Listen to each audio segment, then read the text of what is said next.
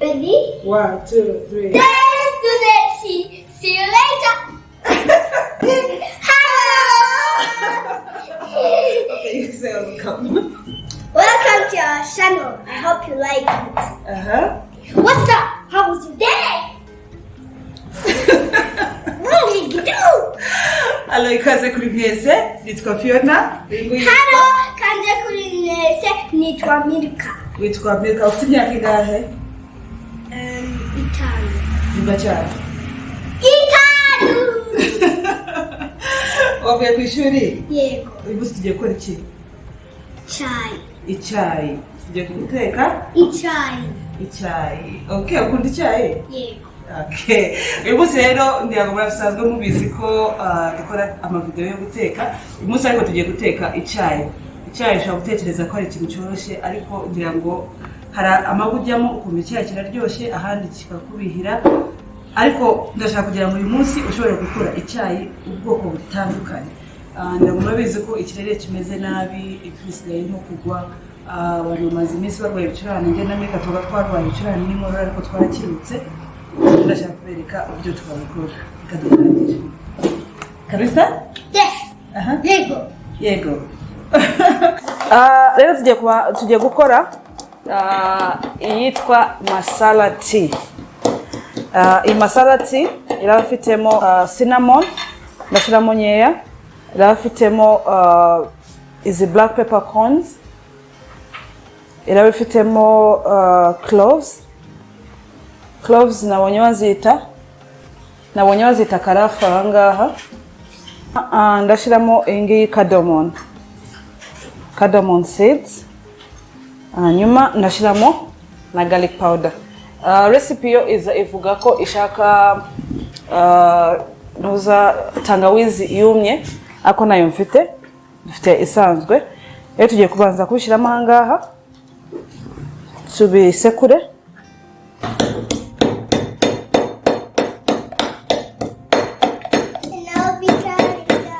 Rero poudre ibayemo ushaka kuyikora ukayibika ukaba ufite poudre ya masala tea buri gihe irakarahumura neza byatari.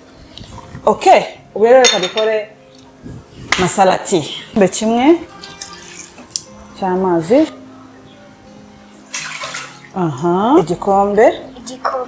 Igikombe cy'amata. Witonde ushiremo neza gahoro. Gonna pour the big gatoya. Chiko chati masala manga. No, Vamos.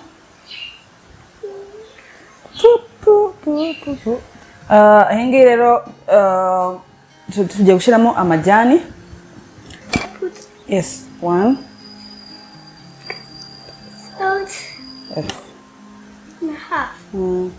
Icyayi rero gituruka cyane mu Bahinde kandi Abahinde bakunda amajyani agaragara mu cyayi. N'amata n'amazi kuba byenda kungana. Hano mu Rwanda kenshi icyayi kiryoha nuko haba harimo amazi makeya. Abahinde bo bakunda ko uburyohe buva mu spices, ibirungo bashira mu cyayi. Tugiye kutiteka nk'iminota 5. Yego, 5. Hanyuma tukimwe.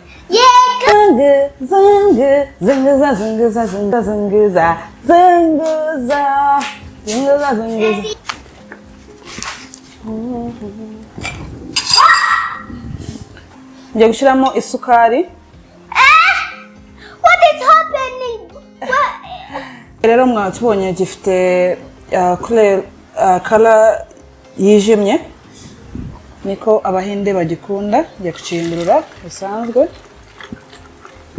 Hanyuma urabona ko amajyani ari menshi. Ngo kimeze uko twebwe dukunda kugikora.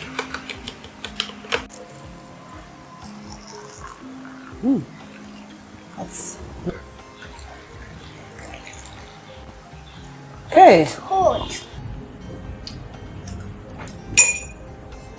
Oh, Africa ihaye thumbs up ebyiri. Number 1. Okay. Rero ngiyi ya kabiri tugiye gukora African tea.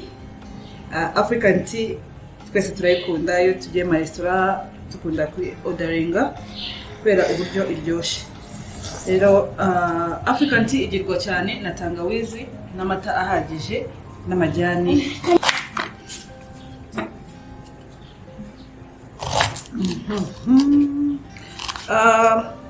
Tangawizi rero ndazikataho. Afite agasafuriya hano gatoya ngiye gushyiramo tangawizi ihagije.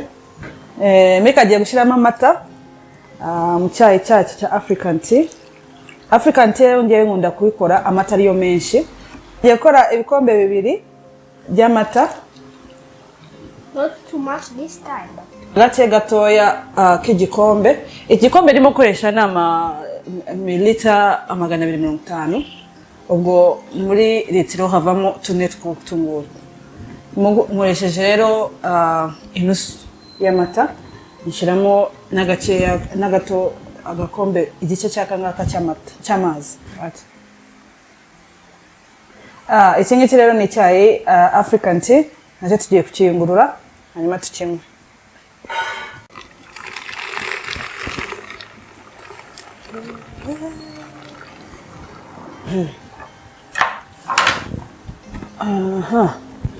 Ngiye gukora rero icyayi gisanzwe cya mukaru. Ngiye gushyiramo ibingibi, ngiye gushyiramo cyayi, tangawizi, minti, ngiye gushyiramo n'indimu.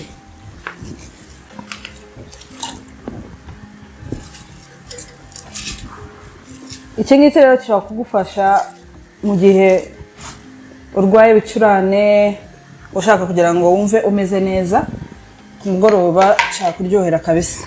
Mommy, look at. Ngiye gushyiramo na orange. Murabizi ko vitamin C iyo ari yose nyine tujya twibwira ko indimu arizo zidufasha ku bicurane, ariko ama vitamin C aba mu ndimu, aba mu micungwa, aba muri mandarena n'ibindi nk'ibyo ngibyo. Ngiye kwishyiramo rero ahangaha. Ahangaha hari cyayi nta twakite cyayi gishobora gukiza ibicurane sinzi ukuntu wakita, ariko ngiye gushyiramo amajyani. Ntabwo ko ukeneyemo menshi kuko urashaka kugira ngo iki ngiki rero cya cyayi ni nk'ari mukaru ariko irimo ibirungo bitandukanye, cyane cyane twibanze ku bintu birimo vitamin C kugira ngo habeho gukira cyane cyane ku bantu bafite ibicurane muri kino gihe.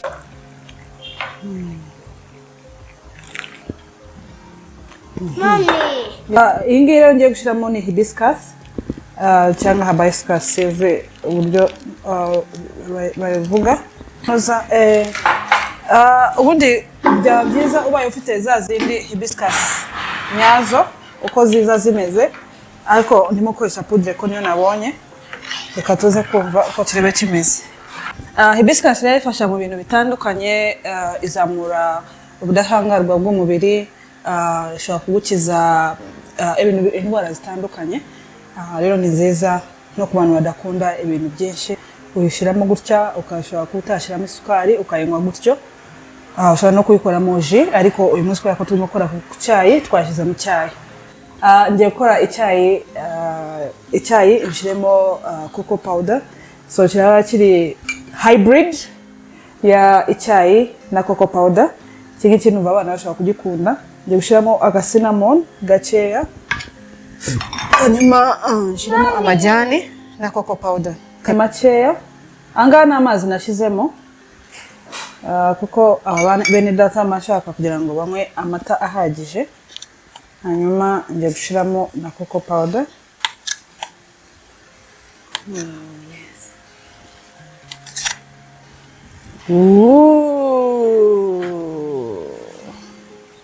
Kara.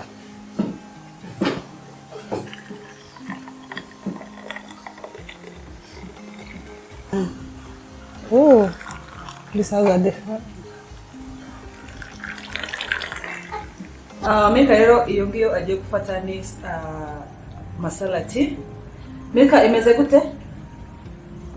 Urayikunze? Yego. Ya kabiri agiye gutestinga black tea twashyizemo ibintu birimo indimu. Urabona ukuntu gasa neza, kajemo umuhondo kubera iriya orange.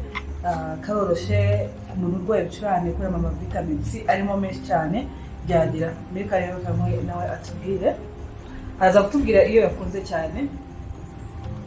It's kind of nice. Ndabifuza cyane. Okay. Agiye kunywa rero hibiscus.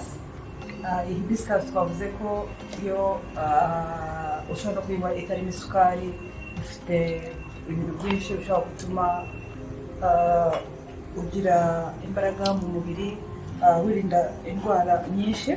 Reka Milka anywe turebe nayo.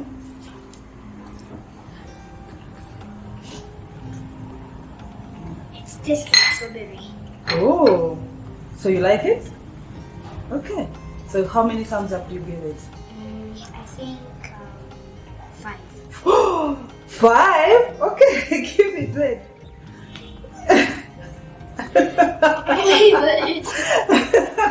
Urabona ko yifuze cyane. Agiye kunywa rero African tea.